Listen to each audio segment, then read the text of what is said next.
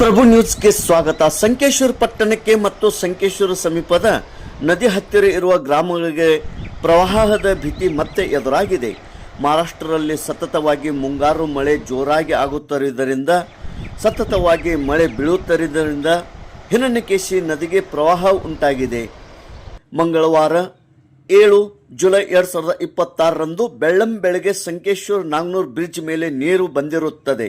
ಇದರಿಂದ ಸಂಕೇಶ್ವರ ನಾಗನೂರು ಗ್ರಾಮಕ್ಕೆ ಹೋಗಲು ಬರಲು ರಸ್ತೆ ಸಂಪೂರ್ಣ ಬಂದ್ ಆಗಿರುತ್ತದೆ. ಮಠವೋನಿ, ನದಿವೋನಿ, ಜನತಾ ಪ್ಲಾಟ್, ಬೀರೇಶ್ವರ ನಗರ್, ಗೋರಕ್ಷನ್ ಮಾಳ್ ಅನೇಕ ಕಡೆ ಸಂಕೇಶ್ವರದ ಹಿರಣ್ಯಕೇಶಿ ಪ್ರವಾಹ ಬರುವ ಸಂಭವ ಉಂಟಾಗಿದೆ.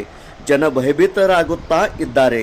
ಆದರೆ ಹುಕ್ಕೇರಿ ತಾಲೂಕಿನ ಆಡಳಿತವು ಯಾವುದೇ ಮುಂಜಾಗ್ರತೆ ವಹಿಸುತ್ತಾ ಇಲ್ಲ.